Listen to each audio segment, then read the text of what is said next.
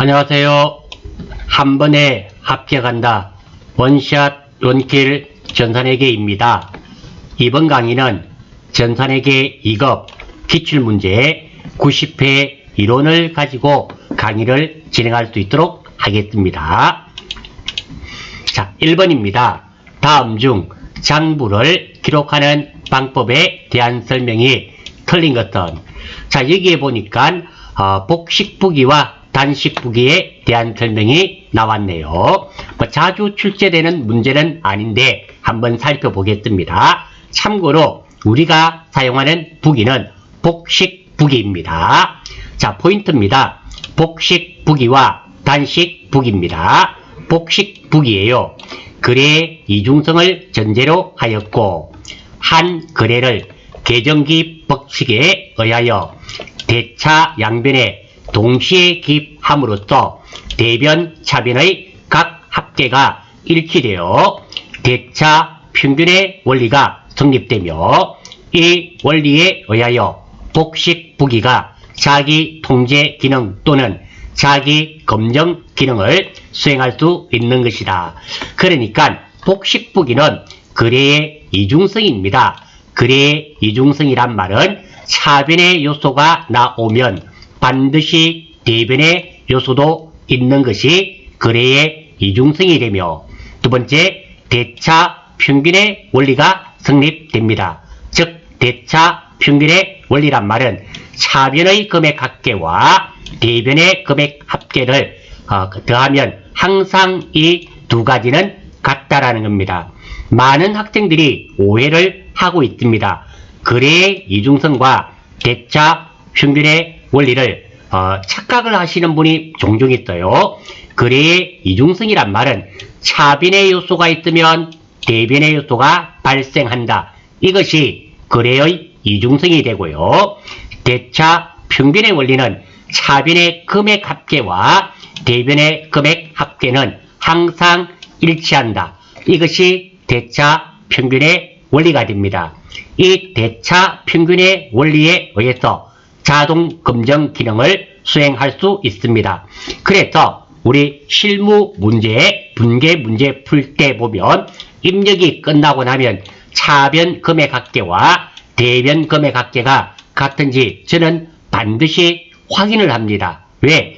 대차 평균의 원리에 의해서 차변의 금액과 합계와 대변의 금액 합계는 반드시 일치해야 하는데, 이게 다르단 말은 계정 과목이 누락되었다든지 돈 입력이 틀렸음을 알 수 있기 때문입니다.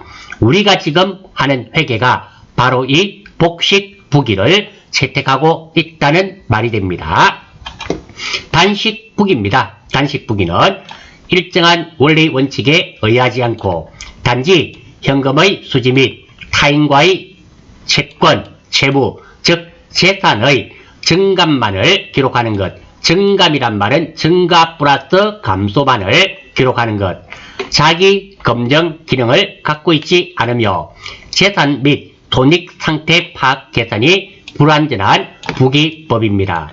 이것은 비영리 기업이라든지 또는 소규모 기업에서 사용하고 있습니다. 우리는 단식부기 아니라는 거, 복식부기를 채택해서 회계를 하고 있습니다. 자, 틀린 것 찾는 문제입니다.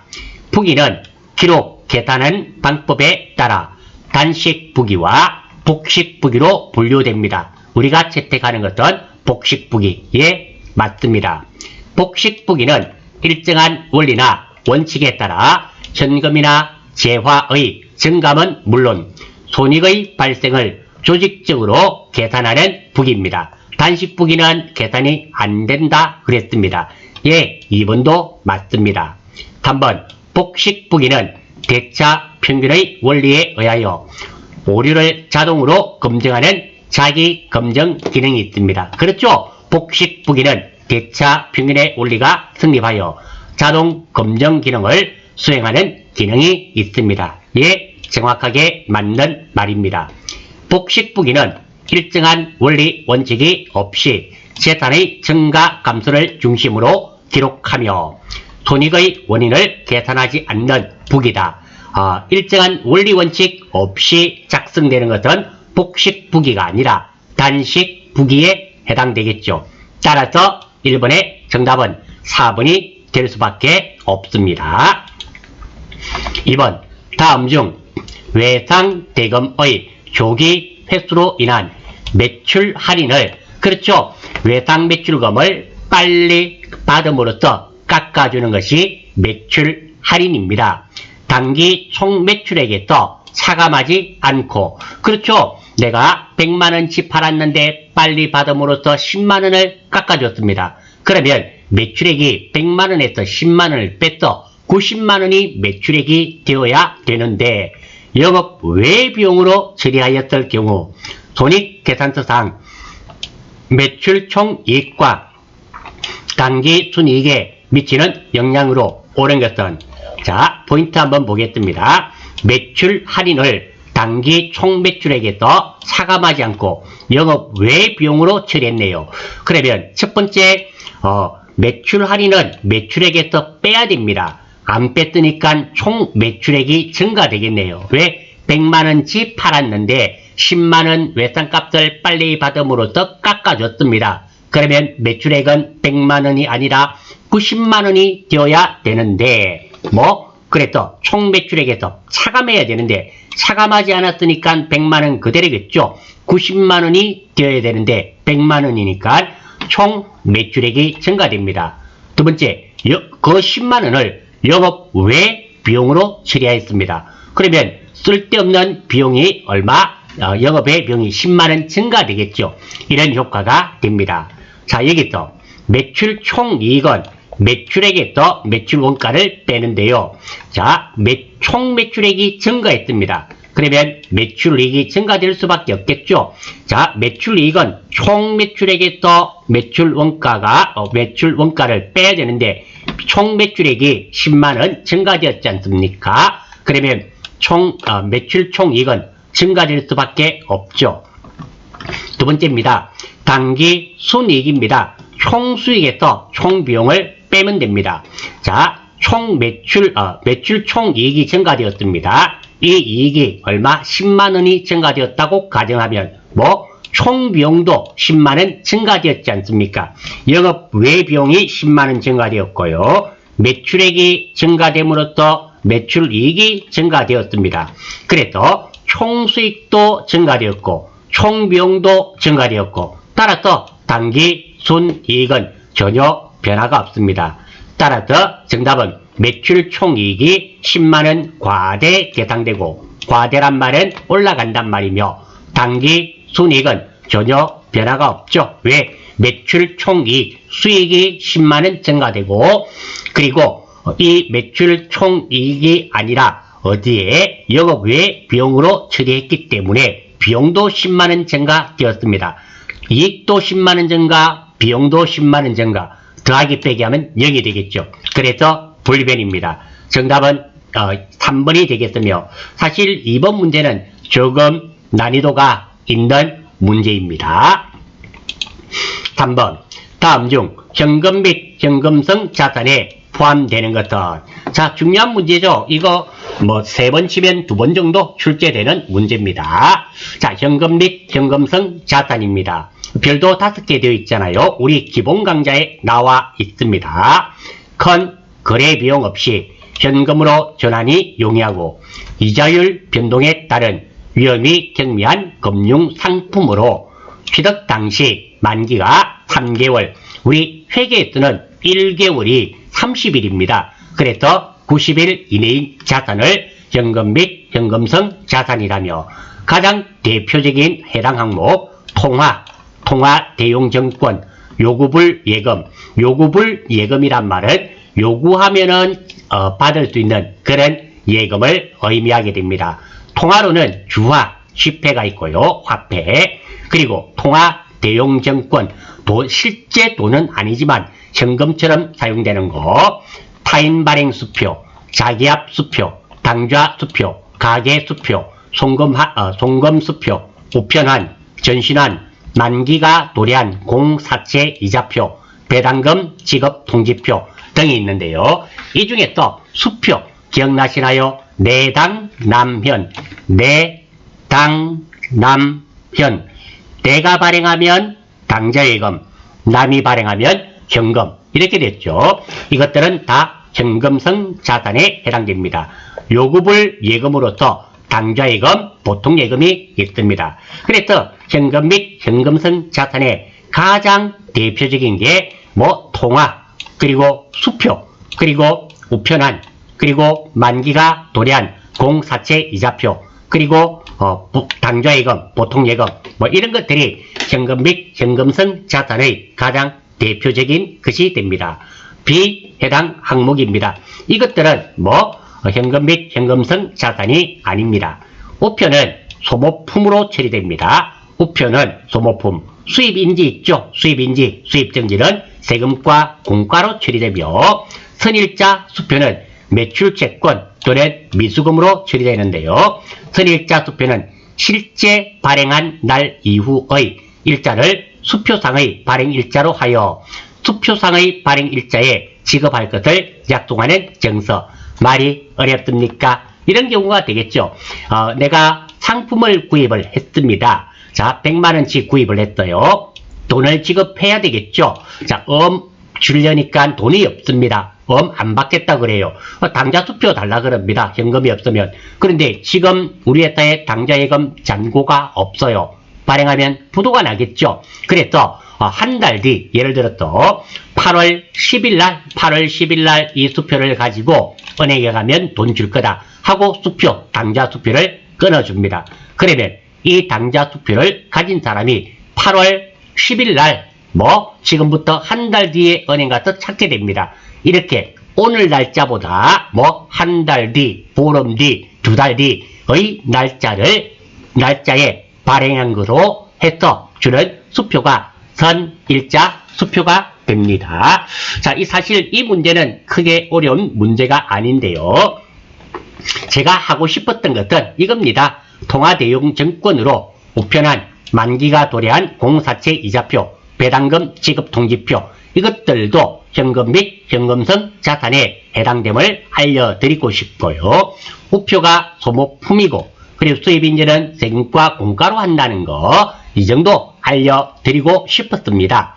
자, 다음 중 포함되지 않는 것은 매출채권, 당연히 포함되는 것 찾는 거죠. 매출채권이란 말은 외상 매출금과 받을 어음이죠. 아닙니다. 우표, 소모품으로 처리된다 그랬습니다. 아닙니다. 타인 발행 수표, 내당 남현.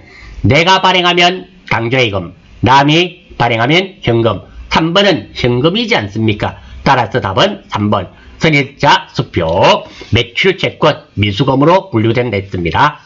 그리고 제가 하나 놓친 게 있는데요. 어떤 것이냐면은, 우리가 실무 문제를 풀 때는 꼭 계정과목 및 적용등록, 이거 실행시켜 두고, 계정과목에 대해서 기억이 잘 안 나실 때는 꼭 눌러서 해달라 그랬습니다. 자, 다음 4번입니다. 다음 거래의 회계 처리에 대한 설명으로 옳은 것, 맞는 것 찾는 거네요. 장기 보유 목적으로 주 문중의 문정의 주식 1주당 액면금액 1,000원, 100주를 액면금액으로 매입하고, 사실 남회사 주식은 액면가가 전혀 필요가 없는데요. 지금은 액면금액으로 매입했으니까 1,000원에 매입했다. 수수료 만원과 함께 자기압 수표로 지급하였다. 이래 되어 있네요. 이 문제 참 많이 틀렸겠습니다. 느낌이 와요. 자, 일단 한번 보겠습니다. 자, 이거의 간단 거래 내용은 장기 보유 목적 주식 구입하고 돈 지급한 내용입니다. 장기 보유 목적 주식 10만원이죠. 1000주가 1000원짜리를 100주니까 만원 10만원 맞죠? 구입하고 수수료 만원과 함께 자기압 수표로 지급한 내용입니다. 여기서 두 가지가 있는데요. 첫 번째가 장기 보유 목적 주식입니다. 주식은 우리가 크게 세 가지를 다루죠. 단기 매매증권, 매도 가능증권, 만기 보유증권인데요. 단기 매매증권이 되려면 시세 차익의 목적이어야 되며 매수와 매도가 적극적이고 빈번하게 일어나는 주식은 단기 매매 증권으로 분류가 됩니다. 두 번째, 매도 가능 증권은 장기 투자의 목적일 때는 매도 가능 증권이고요.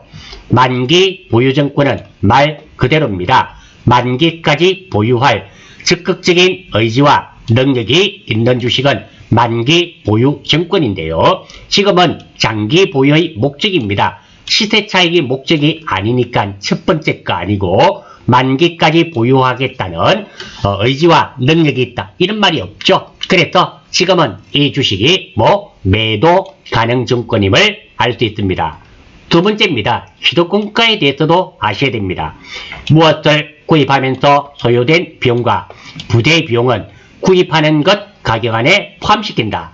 단, 단기 매매 증권 구입 시 수수료는 수수료 비용, 영업 외 비용으로 따로 처리해야 됩니다. 지금은 무엇을 구입했습니까? 단기 매매 증권이 아닙니다. 매도 가능 증권을 구입했습니다. 이게 만약에 단기 매매 증권이었다면 10,000원을 수수료 비용으로 해야 됐습니다. 하지만 지금은 매도 가능 증권이기 때문에 무엇을 구입하면서 소요된 비용과 부대 비용은 구입하는 것 가격 안에 포함을 시켜줘야 되는 겁니다. 그리고 수표입니다. 내당 남연이죠. 내가 발행하면 당좌예금, 남이 발행하면 현금이 됩니다. 지금은 누가 발행했습니까? 내가 발행했습니다. 내가 발행한 게 아니죠. 자기합 수표는 항상 금융권만 발행하니까 무조건 남이 발행한 수표가 됩니다. 다시 한 번 더, 자기합 수표는 금융권만 발행할 수 있습니다. 내가 자기합 수표를 발행할 수는 없어요. 따라서 이것은 만기 보유증권, 매도 가능증권 구입하고 돈 지급한 내용입니다. 따라서 현금이 나갔으니까 대변이 현금 11만원, 차변은 매도 가능증권 11만원입니다. 이것을 매도 가능증권 10만원, 수수료 비용 만원 이렇게 하셔서는 안 된다. 이것이 가장 큰 포인트가 됩니다.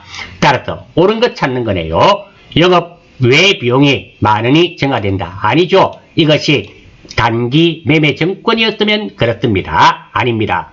투자 자산이 11만원 증가한다. 자, 2번 한번 보겠습니다. 매도 가능 증권이 투자 자산입니다. 11만원 증가가 되죠. 정답은 2번이 되겠습니다. 3번, 만기 보유증권이 11만원 증가한다.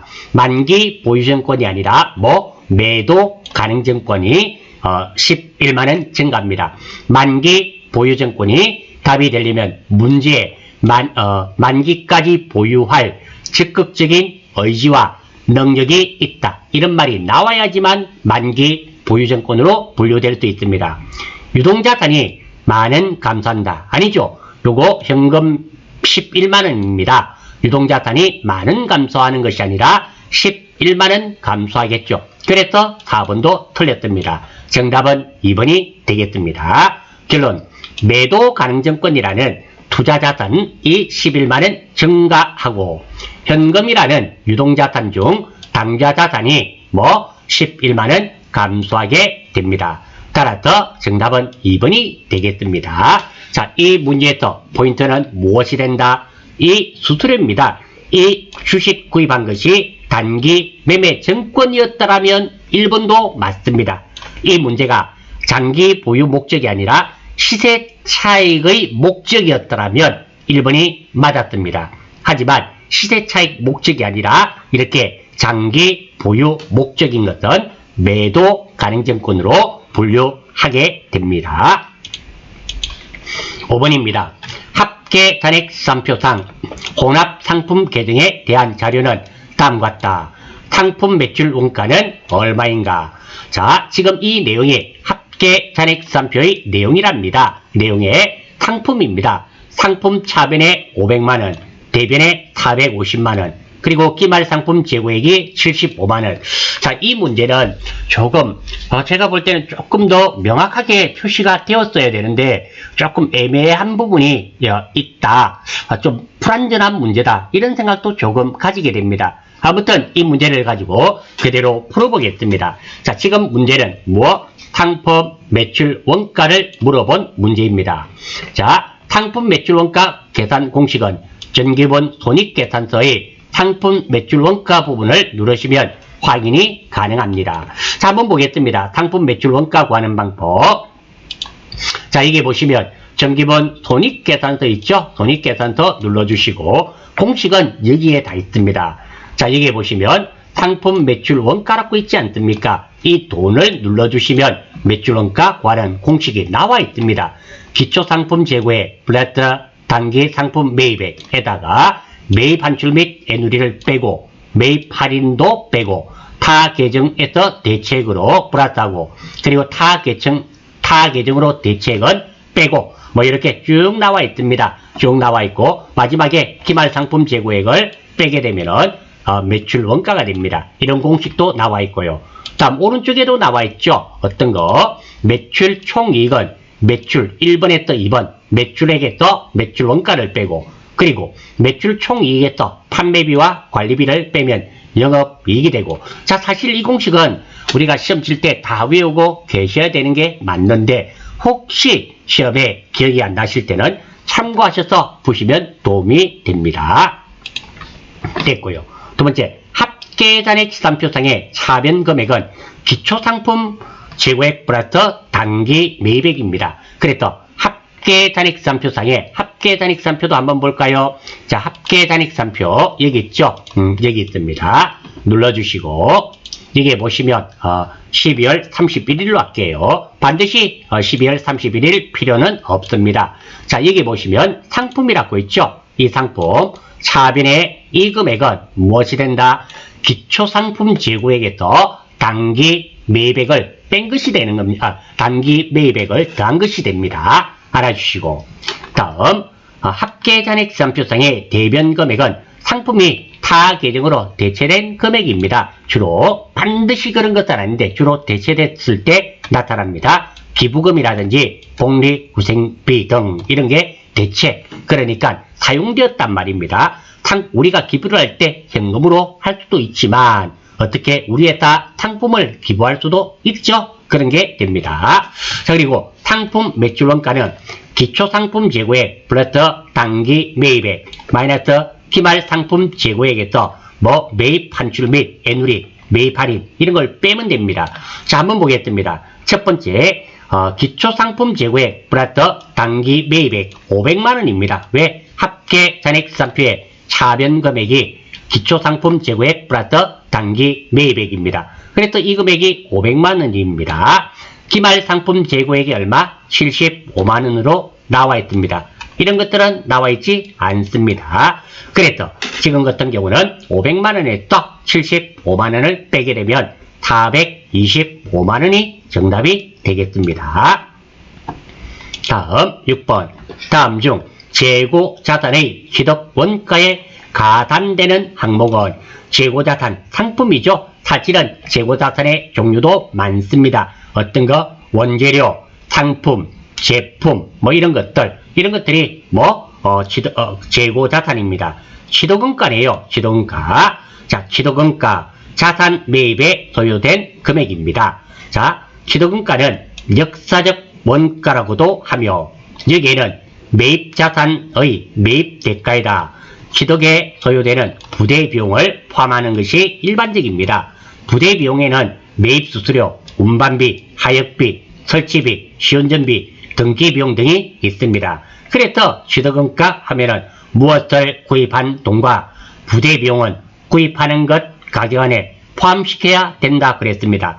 단 안 그런 게 딱 하나 있죠. 회계에서는 취득원가에 포함 안 되는 게 딱 하나 있습니다. 어떤 거?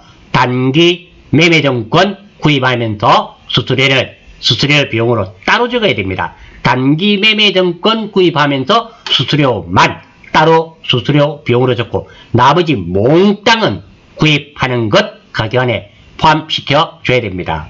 그리고 자 현물 숫자에 의한 요거는 죄송합니다. 자, 이 부분은 우리 전산회계 2급에서는 해당 사항이 없습니다. 한번 읽어보시고 알아주시면 좋고 이거 같은 경우는 전산 세무 2급 정도의 전산회계 1급에도 잘 출제 안 되는 겁니다. 전산 세부이급 정도에 출제되는데 한 번만 읽어봐 주시면 좋고 모르셔도 관계는 없습니다. 조금 어렵습니다. 자, 아무튼 지도금가에 가산되는 항목은 애누리 깎아주는 거죠.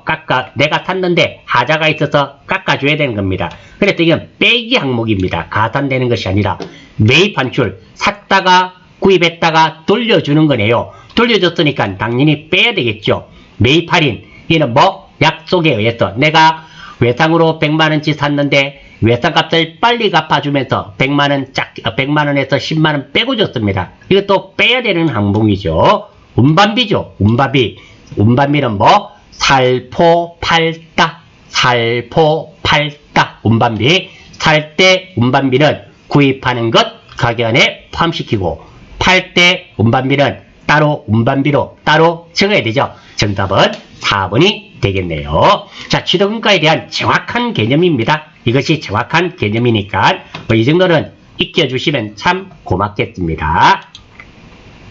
7번 2020년 7월 1일에 구입한 영업용 건물 지도금가 7천만원, 잔존가액 2천만원, 내용연수 10년, 내용연수가 10년이란 말은 10년간 사용하겠단 말입니다. 결산일 연 1회에 대한 2020년 12월 31일 결산 시 정액법에 의한 감가상각비는 얼마인가? 단 감가상각은 월할 상각이라. 월할이란 말은 한 달 월별로 계산해란 의미가 됩니다.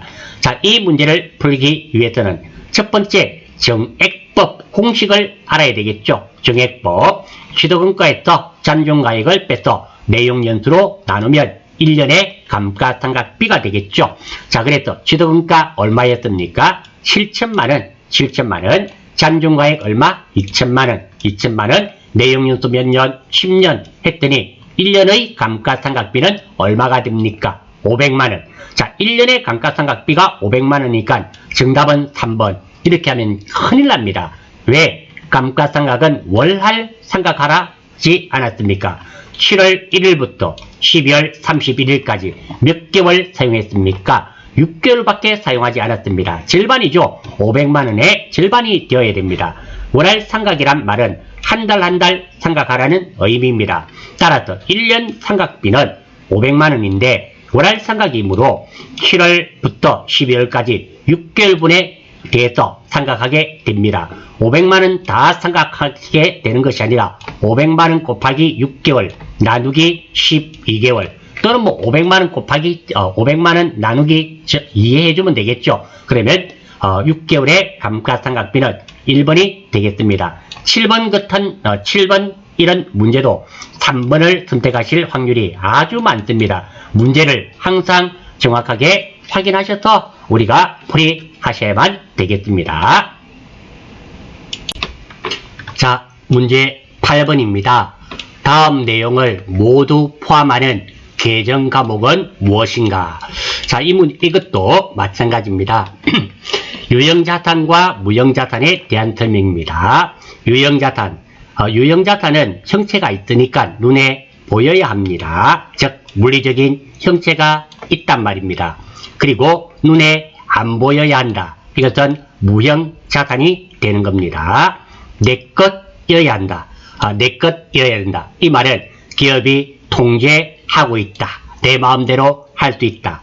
그리고 이것이 영업활동이나 생산활동에 사용되어야 됩니다. 그래서 눈에 보이면서 내 거면서 영업활동이나 생산활동에 사용이 되면 유형자산, 그리고 눈에 안 보이면서 내 거면서 영업활동이나 생산활동에 사용되면 무형자산이 됩니다.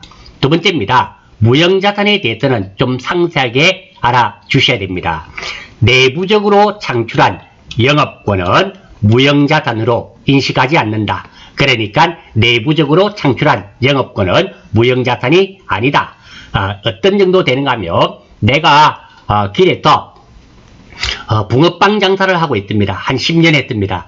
이 자리는 나만 붕어빵을 팔 수 있다. 이거는 내부적으로 창출한 영업권이기 때문에 무형자산으로 치지 않는단 말입니다.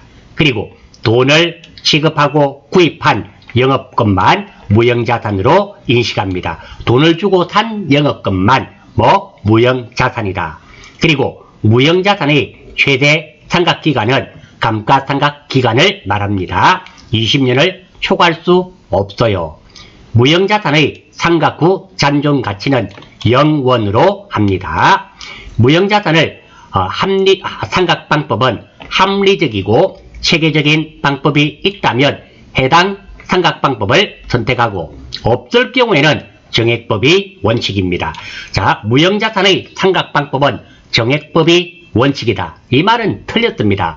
합리적이고 체계적인 방법이 있다면 정률법이 합리적이다. 그럼 정률법 해야 됩니다. 그리고 연수합계법이 합리적이다. 그러면 연수합계법을 해야 됩니다. 그런데 정액법, 정률법, 생산량 비례법 어떤 걸로 해야 될지 없더라. 그럴 때는 정액법이 원칙이다. 그리고 무형자산의 연구 단계와 개발 단계로 구분할 수 없는 경우의 지출은 모두 연구 단계에서 발생한 것으로 본다는 거 알아주시고요. 자, 보겠습니다.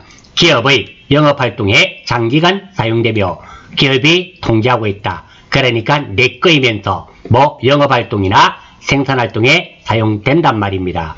물리적인 형체가 없으나 식별이 가능하다. 즉 눈에 안 보인단 말입니다.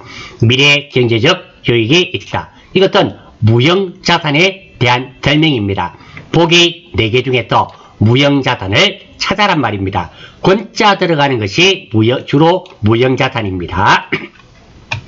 계정과목이 기억나지 않을 때는 계정과목 및 주교 등록에서 컨트롤 F를 이용해서 쉽게 찾을 수 있습니다. 물론 안 나타나는 경우도 있습니다. 한번 보겠습니다. 자, 여기서 실용신앙권 컨트롤 F 실용신.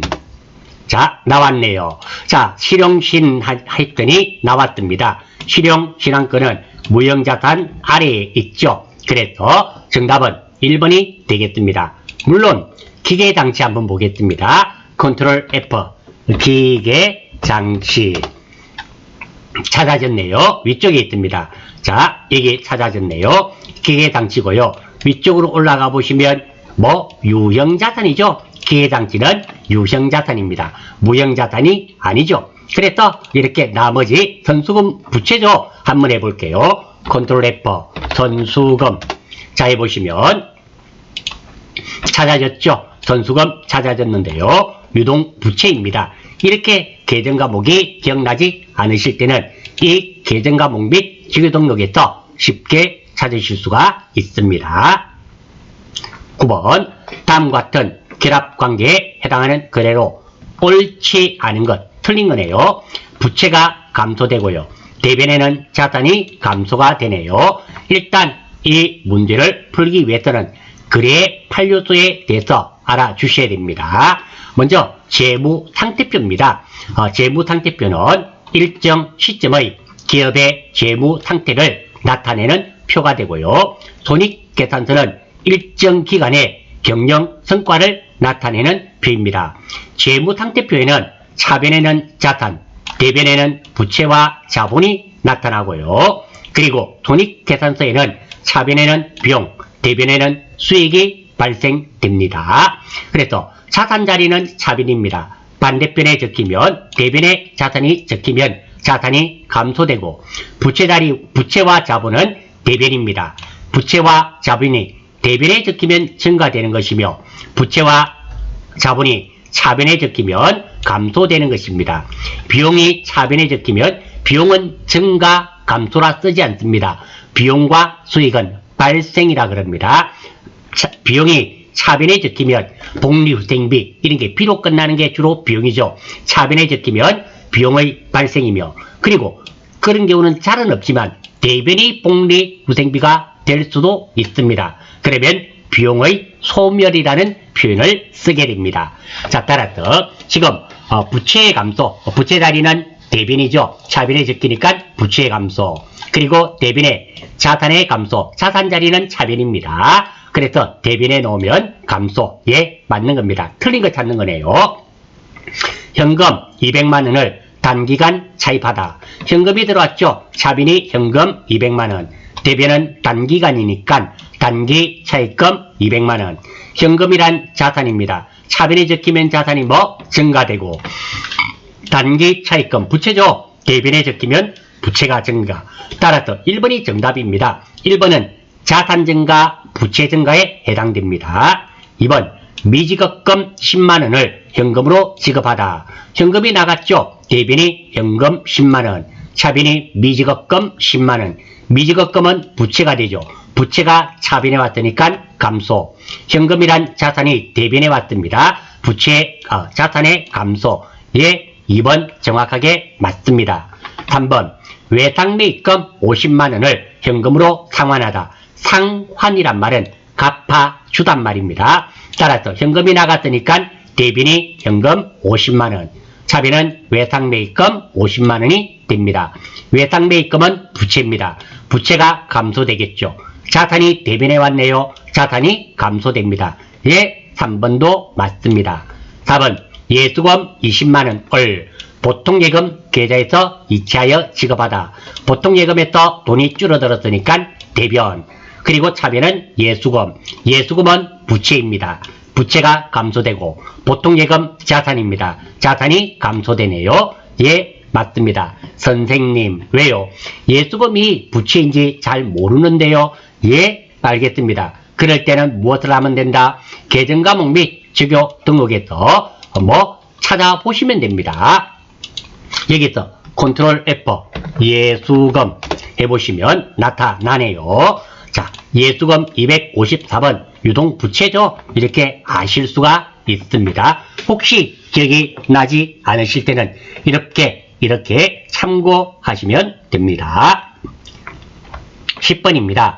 전자부품을 도매하는 회사의 경우 다음의 계정 과목들 중 칼로에 들어올 수 없는 항목은 차량 운반구 구입하고 대변 돈을 줘야 되겠죠. 현금 지급할 수 있죠. 미지급금 돈을 안 줬을 때 재고자산이 아니지 않습니까? 전자부품을 도소매하니까 전자부품이 상품이 됩니다. 차량 운반구는 상품이 아니죠. 아닙니다. 미지급금 됩니다. 보통 예금으로 지급할 수도 있죠. 외상매입금. 정답은 4번이 되겠습니다. 왜? 구입한 것이 전자부품, 즉 상품이었으면 상품 구입하고 돈을 안 줬으면 외상매입금이 될 텐데, 상품 유의 것을 구입하고 돈을 주지 않았을 때는 미지급금을 선택하게 되어 있죠. 따라서 정답은 4번이 되겠습니다. 11번 다음과 같은 자료에서 단기 추가 출제액은 얼마인가? 자, 이것도 공식을 좀 알아주셔야 됩니다. 우리가 전산에게 시험을 치면서 반드시 익혀야 하는 공식입니다. 자, 이 공식은 기억이 나지 않을 땐 실기 화면의 정기본 손익계산서에 나와 있음을 우리가 확인을 했었습니다. 단기 순이익은 총수익에서 총비용을 빼면 되고요. 총수익은 매출이익과 영업외 수익으로 나뉘어지고, 총비용은 영업비용입니다. 영업비용의 다른 이름을 판관비, 판매비와 관리비의 줄임말입니다. 그리고 영업외비용에는 이자비용과 기부금이 있습니다. 그래서 여러분들 실기 문제 풀이하시고 답을 맞춰 보실 때 갈로에 판되어 있잖아요. 판된 것이 800번대 이 판매비와 관리비, 영업비용을 의미하게 됩니다. 매출이익은 매출액에서 매출원가를 빼면 되겠죠.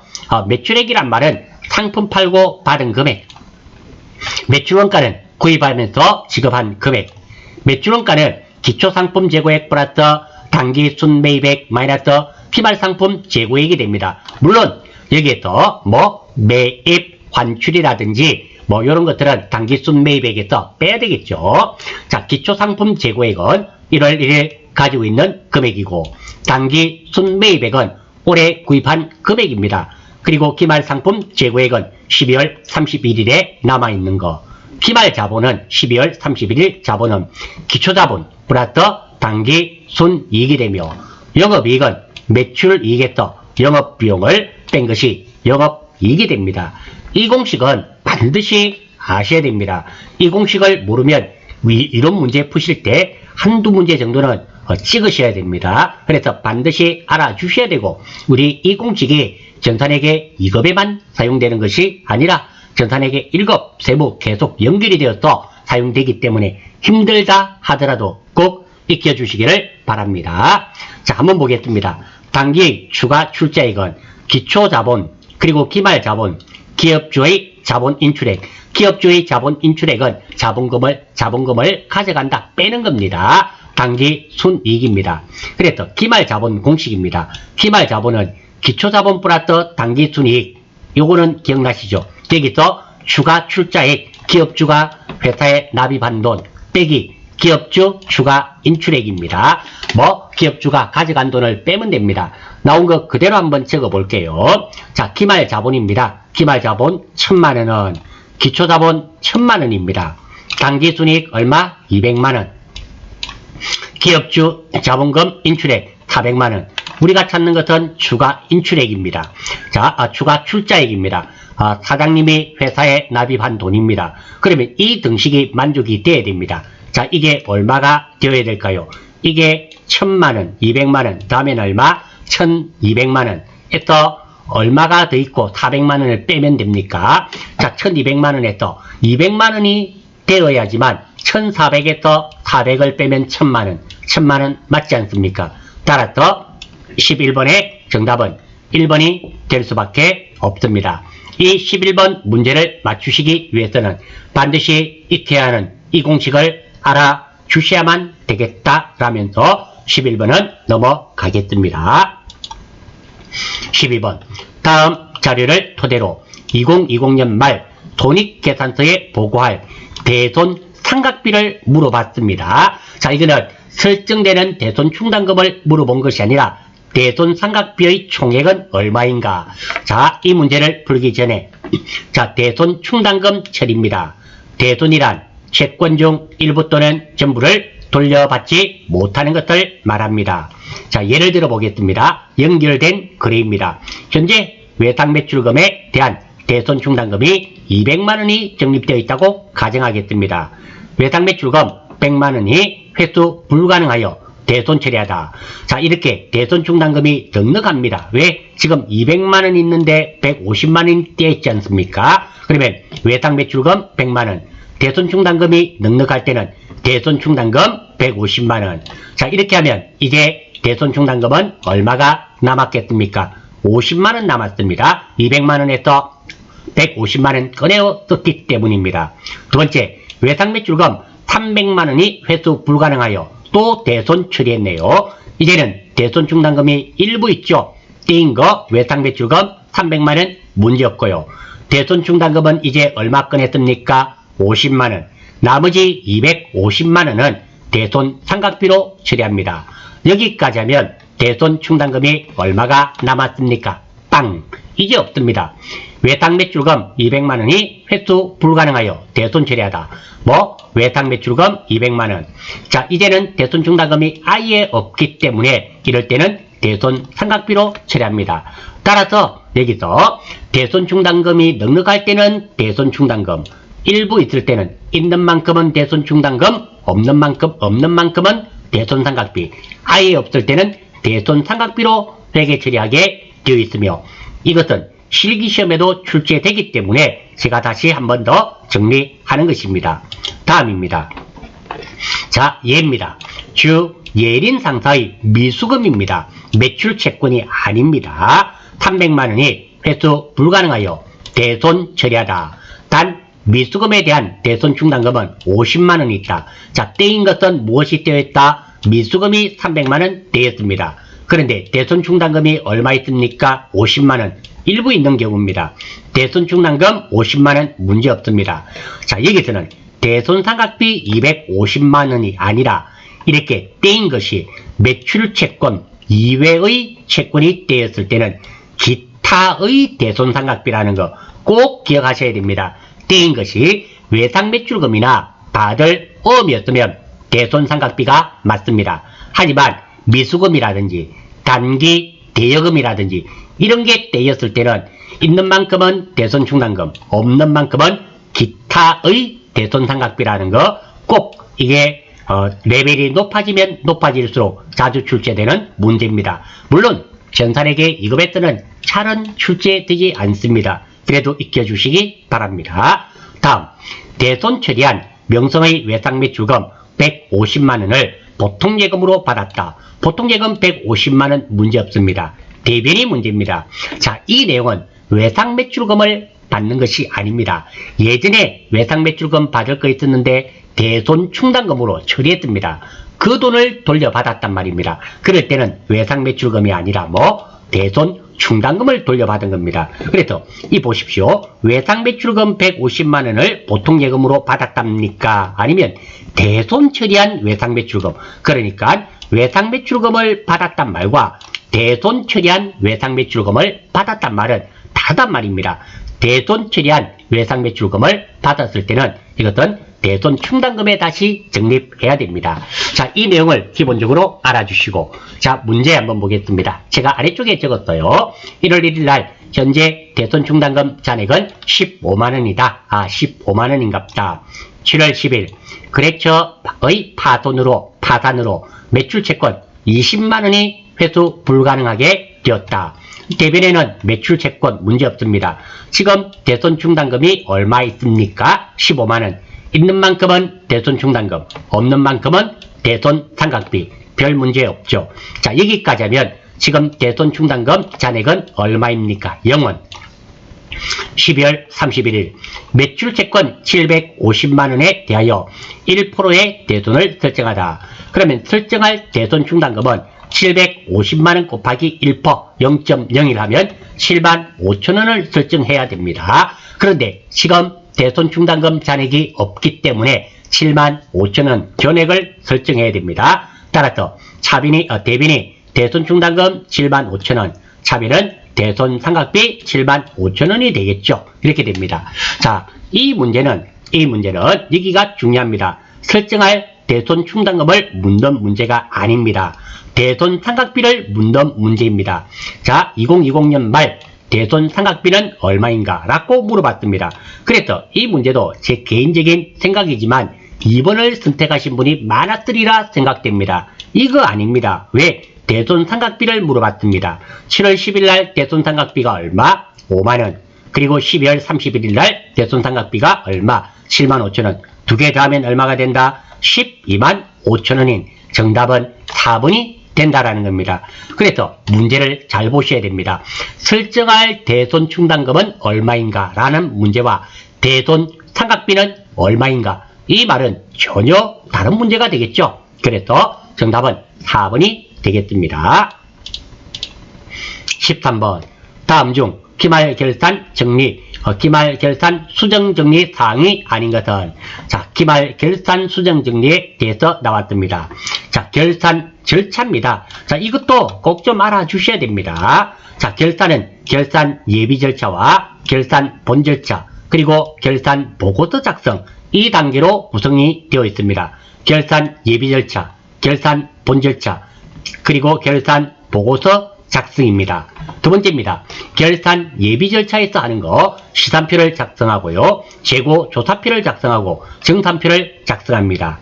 그리고 결산 본 절차에서는 장부를 마감하게 됩니다. 총계정 원장의 마감, 분계장의 마감, 기타 장부의 마감, 이렇게 마감을 하게 되고, 마지막으로 결산 보고서 작성, 재무제표를 작성하는 겁니다. 참고로 재무제표 5가지 기억하십니까? 여러분 알고 있는 재무상태표, 손익계산서 2개입니다. 2개에다가 3가지가 되어 있습니다.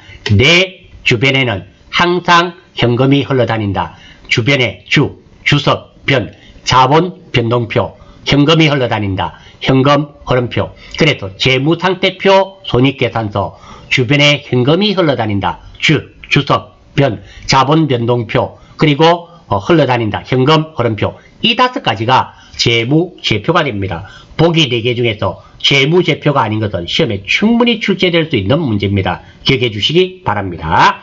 시산표 작성에서는 원장의 기록의 요약, 원장 전기를 검증. 참고로 전기란 말은 분계장에 있는 내용을 총계정 원장에, 분계장에 있는 내용을 총계정 원장에 옮겨 적는 것을 말합니다.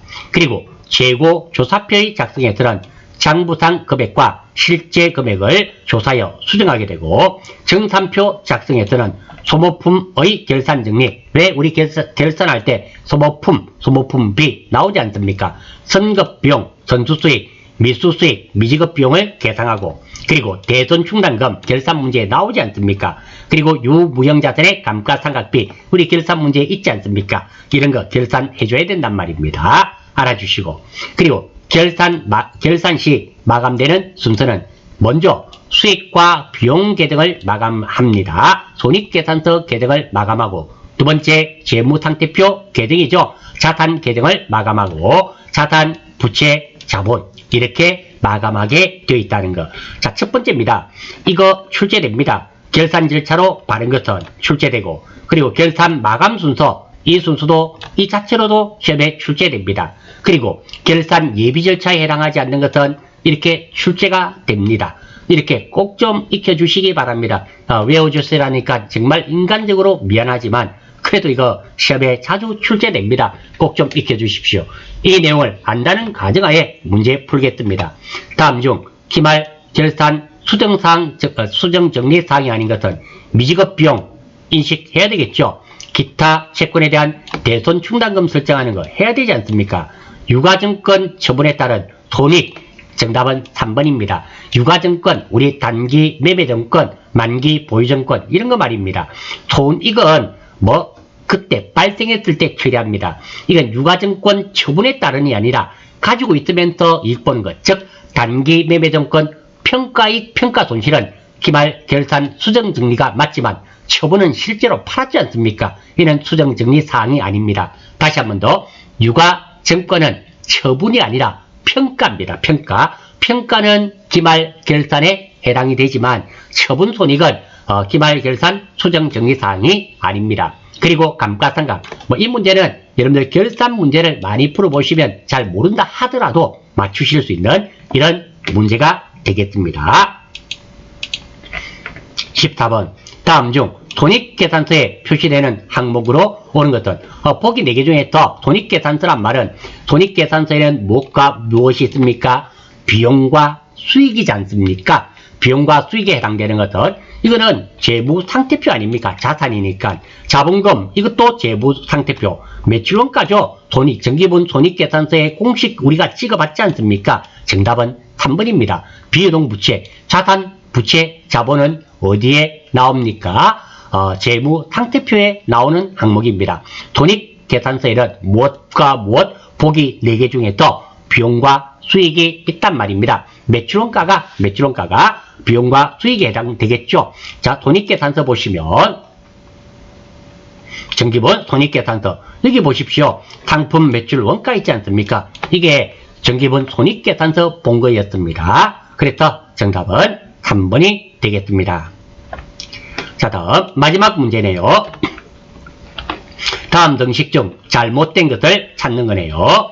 자, 이 공식이 이렇게 쭉 나와 있는데요. 제가 아래쪽에 메모해 두었습니다. 자, 자산은 부채 플러스 자본입니다. 앞에 기초 붙이면 기초자산은 기초 부채 플러스 기초자본이 됩니다. 따라서 기초자산은 기초 플러스 자본입니다. 기초자산은 기초 부채 플러스 기초 자본. 예, 1번 정확하게 맞네요. 두 번째입니다. 기말 자본입니다. 기말 자본은 기초 자본 플러스 단기 순손익, 단기 순이익, 손실 플러스 이익이 손익입니다. 따라서 단기 순손익, 요게 넘어가게 되면 단기 순이익은 넘어가면 되겠죠. 이항을 하게 되면 기말 자본에서 기초 자본을 빼면 됩니다. 단기 순손익은 기말 자본에서 기초 자본을 빼면 되겠죠. 단기 순손익은 기말 자산이 아니죠. 기말 자산이 아니라 기말 자본에서 기초 자본을 빼야 됩니다. 그래서 정답은 2번입니다. 그리고 총수익이죠. 순손익. 단기 순손익은 총수익에서 총비용을 빼면 됩니다. 따라서 총수익은 요게 넘어가게 되면 단기 순손익에서 총비용을 더하면 되겠죠. 예, 정확하게 맞는 말이 됩니다. 다음, 자산 플러스 비용은 부채, 자본, 수익입니다. 즉, 재무상태표와 손익계산의 차변 합계입니다. 재무상태표의 차변에는 자산, 그리고 대변에는 부채와 자본입니다. 손익계산서에는 비용과 수익입니다. 차변의 모든 합계와 대변의 모든 합계는 같을 수밖에 없습니다. 그래서 재무상태표와 손익계산서의 차변합계, 자산과 비용입니다. 는 재무상태표와 손익계산서의 대변합계입니다. 부채, 자본, 수익이지 않습니까? 그래서 부채, 자본, 수익. 예, 맞습니다. 그래서 정답은 2번이 되겠습니다. 자, 이름으로써 전산회계 2급 90회 기출문제는 기출문제 이론 부분은 마무리 짓는 걸로 하겠습니다. 수고하셨습니다.